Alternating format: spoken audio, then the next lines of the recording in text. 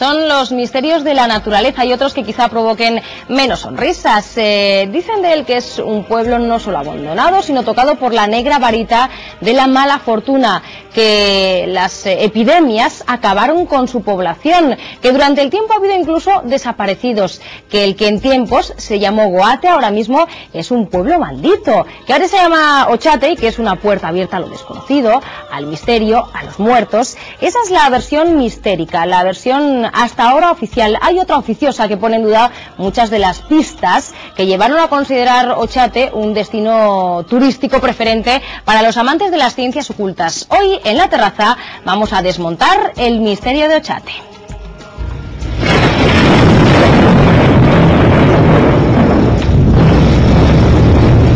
Y lo hacemos además con uno de los habituales, Enrique Cezarra. Muy buenas noches. Buenas noches, Chaso, ¿qué tal? Y con dos invitados de alto postín, porque además creo que tienen un libro ya a punto de ver la luz, en el horno, para salir. Espero que ya en breve. Julio Corral, Antonio Arroyo, buenas noches a los dos. Buenas noches. En breve lo tendremos en nuestras manos, espero. Esperemos que esté pronto. Bueno, ahí desvelaréis algunos de los misterios desconocidos de Ochate, pero yo primero, Enrique, quiero que nos hagas el posicionamiento, porque el nombre de Ochate siempre se ha vinculado a un pueblo maldito, en el que pasan cosas extrañas, en el que no se sabe lo que sucede. ¿Esa leyenda tiene base? ¿Es real? Pues no así de contundente y tajante empezamos, más que nada en lo que se refiere un poco al tema histórico, ¿no? de la historia. Durante 25 años se ha estado divulgando hasta la sociedad una serie de historias sobre Ochate relacionadas con unas epidemias, una desaparición trágica de un pueblo que estas epidemias lo marcaron como maldito. Entonces esa es la idea que a nivel popular pues todo el mundo sabe sobre Ochate.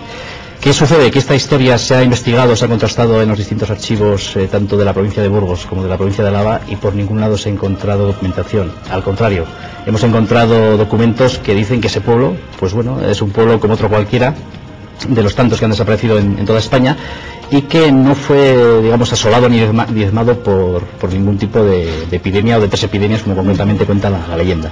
Vamos a ir poco a poco, porque hay muchas pruebas que hablan de esta leyenda. Incluso, bueno, podríamos separarlo, como lo hemos dicho, por una versión mistérica y una versión que nosotros hemos querido llamar más crítica. Vamos a ir poco a poco, de uno en uno, y yo creo que podemos empezar con esa cuestión que ya iniciabas, Enrique, aquello de las tres epidemias: tifus, cólera y viruela, que dicen, Julio, pudo asolar el pueblo, y además solamente el pueblo, que no salió de allí. ¿Eso puede ser cierto? ¿Tiene base? No, en ese sentido, el primer investigador a la vez que pues se centró en verdaderamente llegar hasta el fondo de la cuestión fue precisamente nuestro compañero Enrique Cezarra. Y pues nosotros en cierto modo lo que hemos hecho ha sido recoger ese testigo, y la conclusión ha sido prácticamente la misma. Por distintas vías, distintos documentos, hemos profundizado en ello, y francamente no hay a día de hoy datos encima de la mesa que nos hagan ver que es así, ¿no?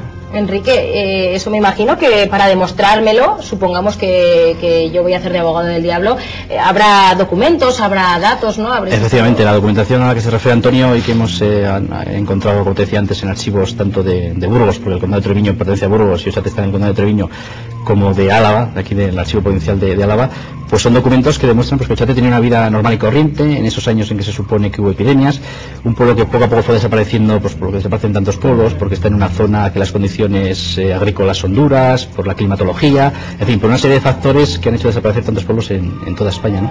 Entonces, claro, no nos cuadra la historia que hasta ahora se ha divulgado tantas veces sobre esas epidemias que acabaron con el pueblo y que se ganó sobre el nombre de maldito. Bueno, tengo más pruebas, Antonio. Aquello de las tumbas que supuestamente existen, y que hay quien dice que no hay otras iguales en el resto de Álava, que son muy distintas a las que pueden haber sido utilizadas en nuestro territorio. ¿Verdadero o falso? Están las tumbas. El problema está en que es muy difícil de localizar. Está en un lugar bastante apartado del pueblo y la gente no las encuentra.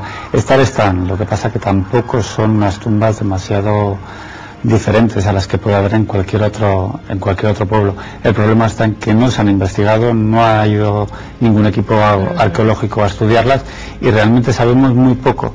Lo poco que sabemos está basado en las fotografías que se les ha enseñado a arqueólogos, y en base a esas fotografías las pueden haber datado pues sobre los siglos X, XI, pero no se sabe absolutamente nada más sobre ellas. Si son normales, sí, ¿no? Perdón, yo solo iba a hacer un apunte a lo que decía Julio, que sucede que se ha divulgado también la historia de que estas tumbas pertenecen a niños, y eso le da, digamos, un ambiente más misterioso al pueblo, y es totalmente falso. Tumbas de estas características encontramos en muchos puntos de Álava, La Rioja, en fin, incluso me atrevo a decir de toda España, porque son tumbas características de esa época que comentaba Julio. Y digamos, igual la estatura pequeña que vemos ahora de esas tumbas es por varias causas. Primero, porque la estatura de aquella época no era la misma que la de ahora, y segundo, porque están en una zona, están en una loma que con el paso del tiempo pues han ido, digamos, degradando. Entonces, claro, no vemos el tamaño real, ¿no?, de esas tumbas. Se dice además que sí que pudo haber una epidemia real de gripe. En ese caso quizá tuviese sentido que mucha gente que no cupiese en ese cementerio tuviese que ser enterrada, como ha sucedido en muchos sitios, deprisa y corriendo, y en las propias calles del pueblo, ¿no? Que no tendría nada extraño. Bueno, en ese sentido, una vez descartadas las epidemias, como comentábamos, bueno, pues quedaba otra cuarta epidemia atribuida a Ochate, que era la epidemia de gripe española. Entonces, bueno, sí que hay, digamos, testimonios de, bueno, pues de personas mayores que aseguran que en el pueblo, bueno, pues se enterraron personas, bueno, pues concretamente en dos laderas, bueno, situadas, una en el centro del pueblo y otra en la parte oeste. Sin embargo, bueno, pues tampoco hay, digamos, bueno, una constancia, digamos, fehaciente de que eso se debió a la gripe española, sino más bien, bueno, pues hay sospechas de que se debe simplemente a un desalojo de un cementerio de pequeñas dimensiones que, bueno, pues hacía las veces de cementerio del pueblo, ¿no? Voy a ir subiendo la intensidad. Fotos de ovnis que han sido tomadas, sobre todo una especialmente conocida, creo que fue incluso publicada en New York Times o en algún periódico, algún rotativo de importancia. ¿Qué podemos decir de ellas, Julio? Fotografías hay. Otra cosa es ya que uno quiera creerse que esa fotografía es real, que uno quiera creer que esa fotografía es un montaje, o que uno quiera creer que esa fotografía es fruto de la casualidad. Están ahí. La primera que hubo casualmente no está hecha en Ochate, aunque siempre se ha atribuido, sino en un pueblo cercano. Es la que realizó el pueblo del Muguruza. Estamos hablando de 1981, justo hace ahora 25 años, y ha sido a raíz de esa fotografía de la que ha empezado toda esta leyenda sobre Ochate, donde se empezó a investigar. Pero no se puede decir nada más. Cada uno tiene que valorar en la medida de sus ideas. Esta fotografía es un poco polémica, como dice Julio, porque por un lado hay gente que piensa que es totalmente fraude, que es un fraude, que es mentira, porque se ha analizado la fotografía sobre el terreno, se ha analizado un poco la versión del que hizo la foto, y no hay ciertas cosas que no cuadran. Hay otra gente que dice que sí, que ese avistamiento es verdad, pero que en vez de ocurrir aquí en Treviño, ocurrió en Sudamérica, en otro país, entonces se lo atribuyen aquí a esta zona. En fin, es una polémica que es eterna, porque llevamos ya 25 años con esa historia desde el avistamiento del famoso ovni de Treviño, que es un ovni que a nivel nacional se hizo muy famoso, porque, bueno, como tú decías, trascendió a medios de comunicación internacionales, incluso se supone que la NASA analizó una historia que siempre me ha parecido sorprendente e increíble, porque no sé exactamente cómo la NASA puede llegar a investigar un negativo de estas características, incluso no tenemos y los por qué, resultados, ¿no? Efectivamente, que lo ideal sería obtener resultados, digamos, objetivos de esa investigación, ¿no? Entonces yo creo que eso poco a poco se va tejiendo toda una serie de datos que al final no tienen demasiado fundamento. Bueno, hemos tenido tumbas que ya da un poco de mal karma, hemos tenido epidemias que tampoco es que invitan a la visita turística por Ochate, fotos de ovnis que, hombre, uno prefiere no cruzárselos por si acaso, pero ya el colmo es la entrada de la religión con un medallón de la Virgen que supuestamente ha sido encontrado en Ochate. ¿Qué me contáis de eso, Julio? Pues Antonio, bien, pues sí, verdaderamente eso era una de las cosas que, bueno, no se sabía muy bien hasta hace muy poco si formaba parte de la leyenda o era realidad. Nosotros, bueno, pues a lo largo de este año y medio aproximadamente de investigación, bueno, lo que hemos conseguido han sido unas imágenes inéditas de hace unos cuantos años, y entonces, bueno, pues la aparición del medallón es cierta, o sea, no, eso es